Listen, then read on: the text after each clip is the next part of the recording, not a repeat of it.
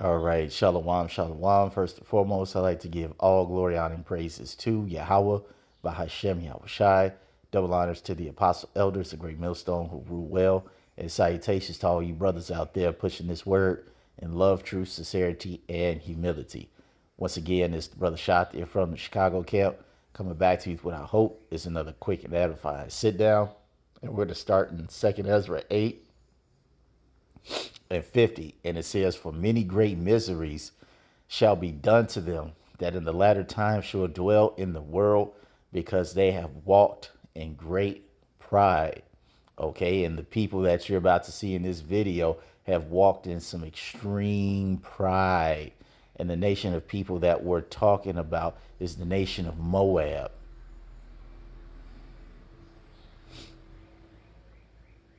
Because despite them eating all matters of filthiness and being out of order, they consider themselves to be the cream of the crop next to bad Uncle Esau.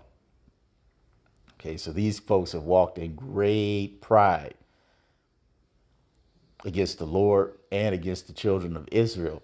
And because of that, the Lord is bringing heavy financial miseries upon these people.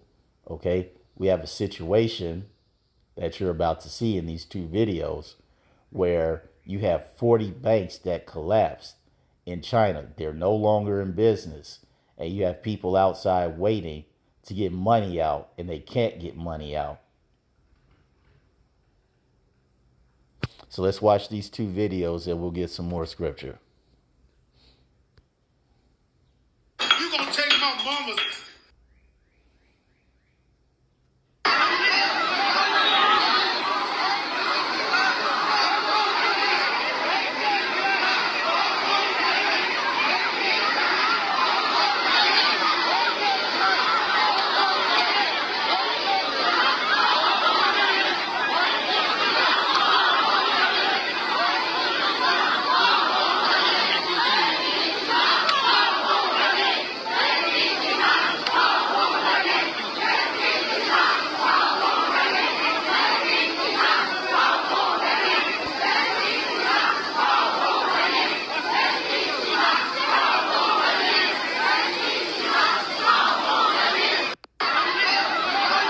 All right, let me get this accidentally pushed on it, but let me put this caption up. It says 4 days ago, breaking alert.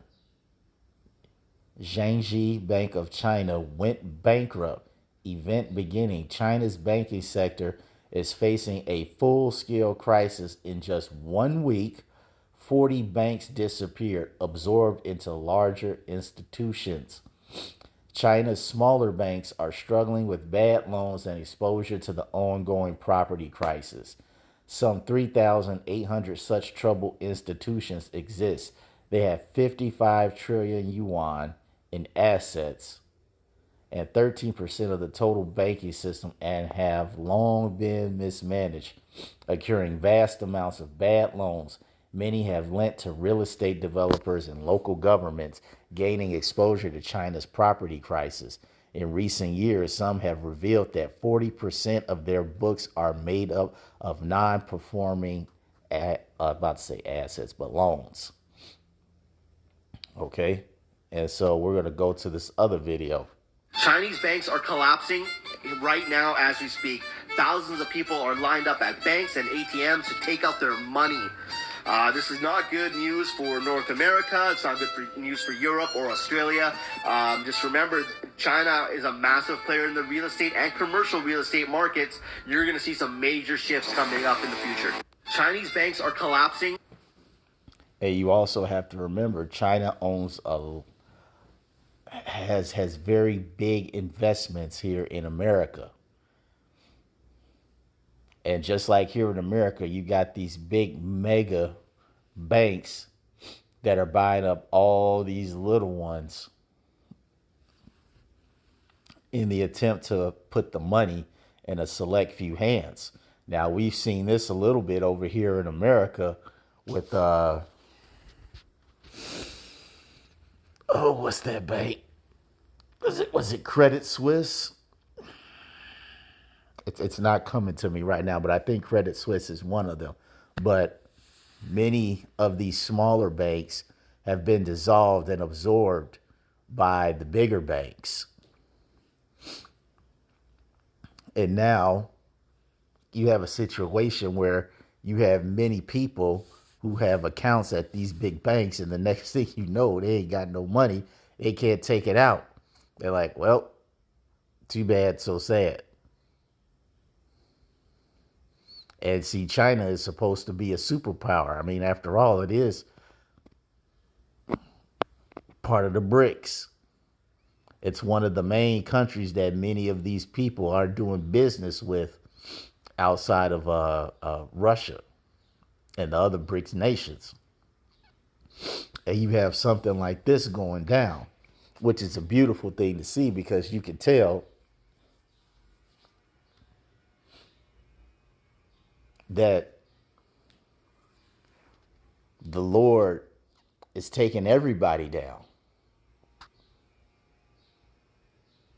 In this particular case, Moab.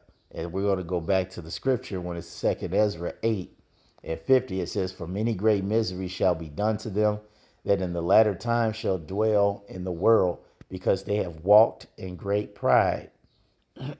And we all know Moab is super prideful. All right. You can tell they boast in their education. They boast in their military. Okay.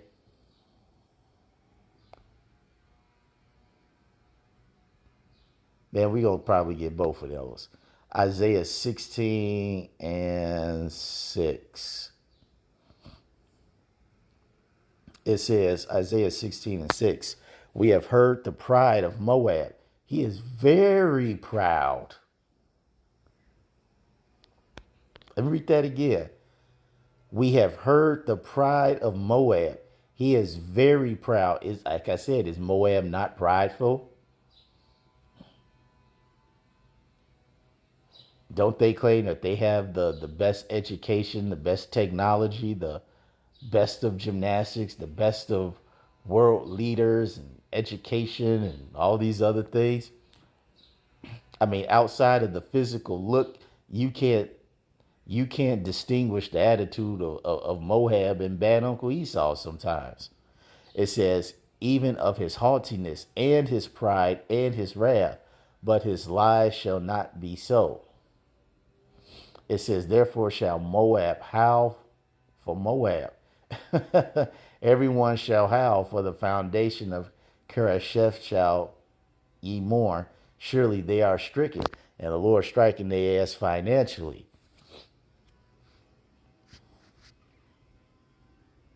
Can you imagine waking up one morning, going to the bank, and them telling you that, sorry, your bank doesn't exist anymore, meaning that your money that you worked hard for does not exist anymore? All the money you saved up for your house, all the money you saved up for your pension, for retirement, all those things are gone. All right, we're going to go to Jeremiah 48:29. Actually, I'm going to start at 28. It says, O ye that dwell in Moab, leave the cities and dwell in the rock, and be like the dove that maketh her nest in the sides of the holes in the mouth, the hole's mouth. It says, we have heard the pride of Moab. He is exceedingly proud. His loftiness and his arrogance and his pride and the haughtiness of his heart. I knoweth his wrath, saith Yahweh, but it shall not be so. His lies shall not so affect it.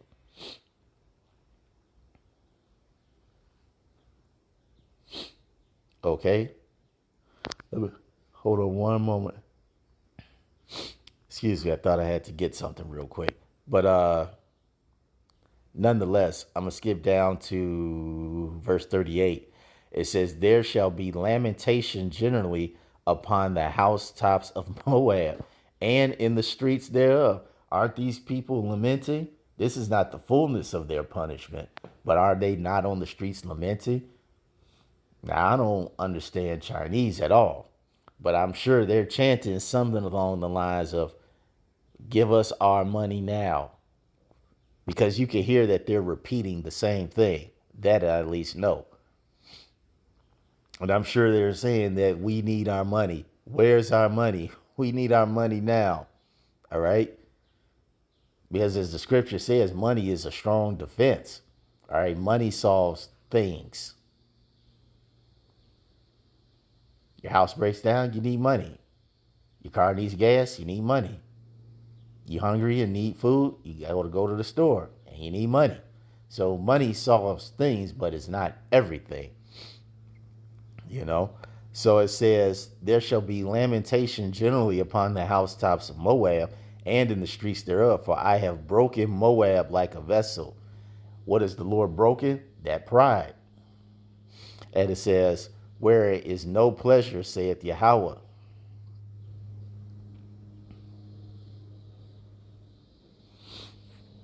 Okay, because you have to remember that according to Psalm, the 83rd chapter, okay, Moab has also had a part in the taking down of the Israelites.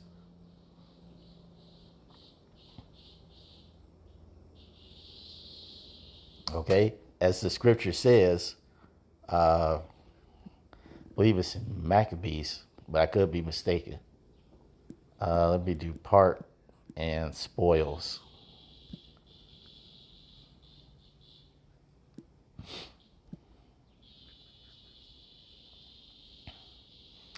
First Maccabees 2, and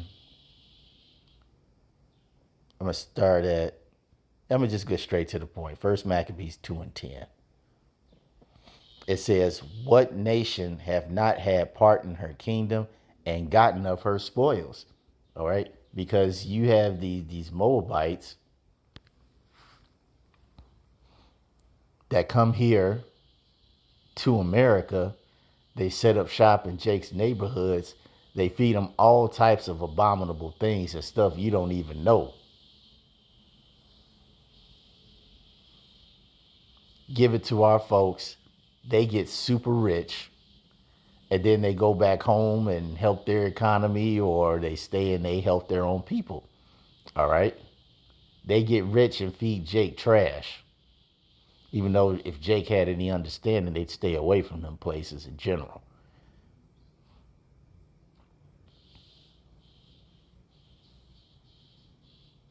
But Moab definitely takes advantage of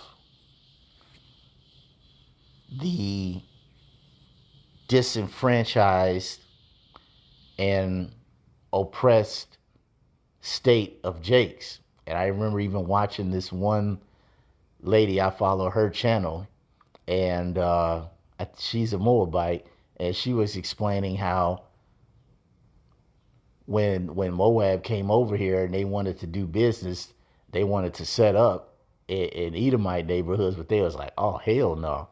You ain't about to get rich off of our people, but what we can do to make it seem like we are fair to other nations and we're not discriminating, we'll put you in Jake neighborhoods where you can make money because we've already disenfranchised them. Nobody cares about them. Fuck them. So you can make your money off them and take that money and go somewhere else. But you ain't getting our money. And see, the Lord sees these things. And this is why, as we read in that second Ezra, the 8th chapter, how the Lord is going to be bringing calamities upon these nations and the people of the world because they've walked in great pride. And the main pride is that they are finally in a position where they're over the chosen people of the Lord. The day has finally come, as the scripture said, that was like, yes, we finally are over these people. That is that great pride that they walk in.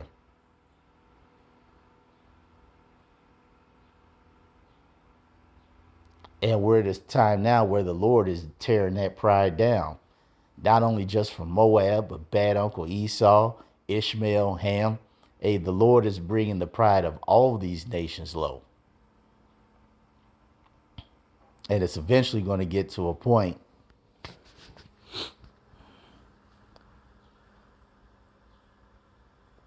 where they will have no pride and they'll have nothing to say because the Lord is going to put us back on top. As the scripture says, he will undo all those that afflicted us. Hey, Stevie Wonder and Ray Charles can see that it's Jake's time now. And this is why the Lord is putting so much hell on these other nations, because now it's our time, specifically the elect. So that's all I wanted to say on this. I hope you all were edified. Till the next time, we're going to say shalom.